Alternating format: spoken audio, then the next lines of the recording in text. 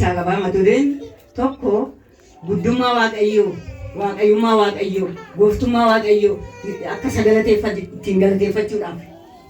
Jechi lammaffaan immoo waa'ee jaalala waaqayyoo. Ilma isaa Yesuusin biyya lafaatti nu ergee isaan nu jaallatee ofitti nu butee dhala isaa nu godhatee akkanumaan wal jaallannu jaalala waliif akka qabaannu jaalalli maal akka ta'e nu barsiisuudhaaf isa nutti hime sagalee jaalalaati. Sadaffaan immoo bara dhumaa kana keessa wantoota tokko mul'atan kana keessatti gargaarsa waaqayyoo kan wajjin ta'u waaqayyo bara dhumaa kana keessatti wajjin akka ta'u bara akkasiiti. Egaa kanaaf amma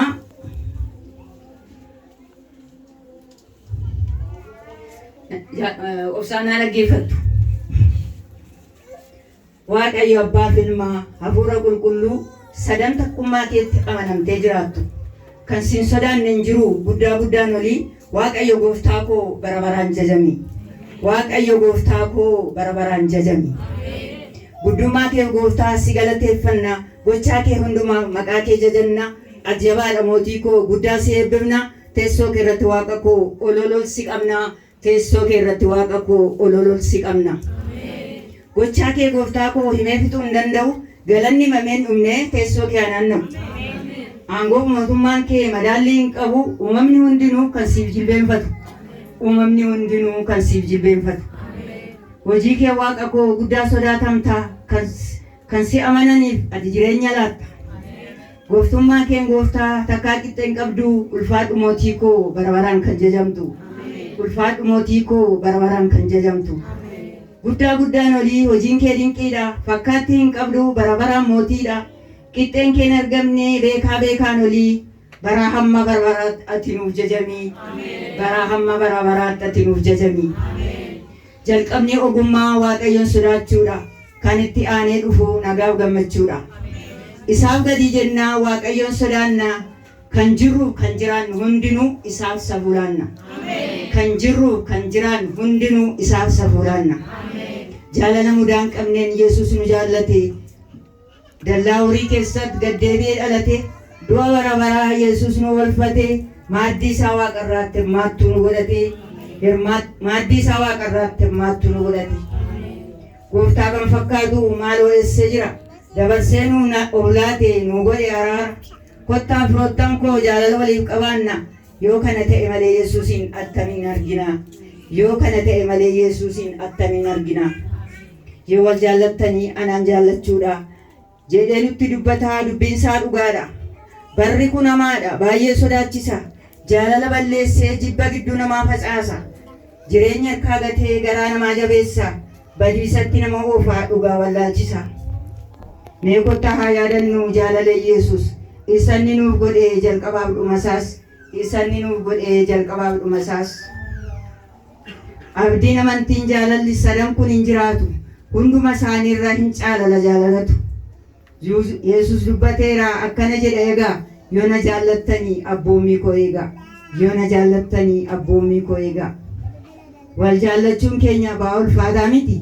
Jibbii haa fagaatu jaalala hidhannu akka sabbataatti. Namni jaallatu hundinuu mucaa waaqayyooti. Wal jaallachuu keenyaan maaloo diinni karaa haadha buuti. Wal jaallachuu keenyaan maaloo diinni karaa haadha buuti. Bu'aan biyya lafaa dhumni isaa badiisa. Yesuusin dhaga'uun jireenyatti geessa. Warra isa amanatan hundumaa fayyisa. Kan isan dhageenyeef garuu ibidda dhumni isaa. Kan isan dhageenyeef garuu ibidda dhumni isaa. Waaqayyo ilma isaa biyya lafaatti ergee isaan jaalalli waaqayyoo nu gidduutti mul'ate. Waa'ee namootaatu waaqarraa gad isa buusee kan nurratti ta'u hundumaa mataa isaatti fudhate. Waaqayyo ilma isaa biyya lafaatti ergee isaan jaalalli waaqayyoo nu gidduutti mul'ate. Waa'ee namootaatu waaqarraa gad isa buusee kan nurratti ta'u hundumaa mataa isaatti fudhate. Kan nurratti ta'u hundumaa mataa isaatti fudhate. Hamma du'a fannootti lubbuu isaa nuu laate. Yesuus nu duusaatiin cubbuutti fayyine. Du'a keessaa kaanee jireenyatti darbine. Du'a keessaa kaanee jireenyatti darbine. Kottaa gadi jennaa fuula isaa duratti innis nu deebisaa fuula raarasaati. Egaa kottaa maaloo dhiifama kadhannaa. Yaa Waaqayyo maaloo araara nuuf godhi ittiin jenna. Yaa Waaqayyo maaloo araara nuuf godhi ittiin jenna. Cubbuu keenya nuu dhiisii jennee gara isaatti boonya. Daddarba keenya hundaa nu isitti himanna. Gara laafessa Waaqayyo kan gaabbee taraarama. O'a qabeessa Yesuus miti akka nama. O'a qabeessa Yesuus miti akka nama. Yaa Waaqayyo maaloo nu humna hin qabnu. Si malee yaa Gooftaa orma hin abdannu. Siin ala yaa Waaqayyo kan nuuf o'u hin jiru. Yesuus nu biran darbin utuu sitti boonyu. Yesuus nu biran darbin utuu sitti boonyu. Akka dubbii keetti jiraachuu dadhabne si gaddisiifne irraa dubbii kee irraa kaanne araara nuuf godhi yaa gara laafessa. Si malee hin qabnu yaa abbaa hiyyeessa. Si malee hin qabnu yaa abbaa hiyyeessa. Sitti manna maaloo kan biraa hin qabnu. Nu dhaga'i maaloo yommuu si waammannu. Yeroon keenya kuni baay'ee ulfaataadha. Meetti haa yaadannu ganamaaf galgala. Meetti haa yaadnu ganamaaf galgala. Yommuu si waammannu nu jalaa hin diddu. Siimni dhaga'ee furmaata nu laatu. Yerootti yeroo maleettis nu gara kee laalla. Inni ati nu birmadhu yaa Waaqa jaalala. Kan biyya keenyaas ta'e rakkoo keenya hunda nu dhaga'i maaloo nu sitti himanna. Gargaaraa si malee kan biraa eenyuun qabna. Gargaaraa si malee kan biraa eenyuun qabna. Bara dhumaa kana keessatti maaloo haa jabaannu. Yesuus nu gargaari hadaraa dammaqnu. Diinni keenya nu goonsee nu bakkeetti nafin. Jireenya Yesuusii wajjin maaloo nu nabsiisin. Jireenya Yesuusii wajjin maaloo nu nabsiisin. Seexanni hadheedha fayyuu keenya hin jaallatu. Kiyyoo baay'ee qopheessaa kan ittiin nama qabatu. Ofumaadhamaa malee yaadisaan raawwatu. Akka Yesuus nu wajjin jiru takkaa hin hubatu. Jabaadhaa isin warri kan Yesuus bobaasaa jala jirtu. Jabaadhaa isin warri kan Yesuus bobaasaa jala jirtu. Hojii keenyatti haa gammadu. Yesuusin haa dhageenyu. Waaqayyoon haa sodaannu. Ulfina isaaf halaannu. Galgalli keenya hin badin. Dhumni keenya hin fokkisin. Dammaqni haa kadhannu. Yesuusin jilbi keenya hin laafin. Dammaqni haa kadhannu. Yesuusin jilbi keenya hin laafin.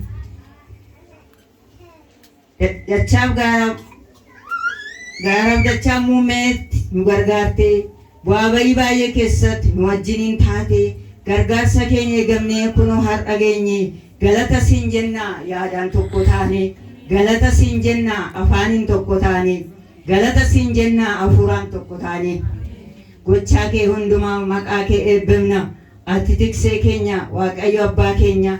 Guddummaa kee Gooftaa hooqubaa siin jenna. Waan ta'eef ta'u hundumaatti si galateeffannaa. Waan ta'eef ta'u hundumaatti si galateeffannaa. Waaqayyo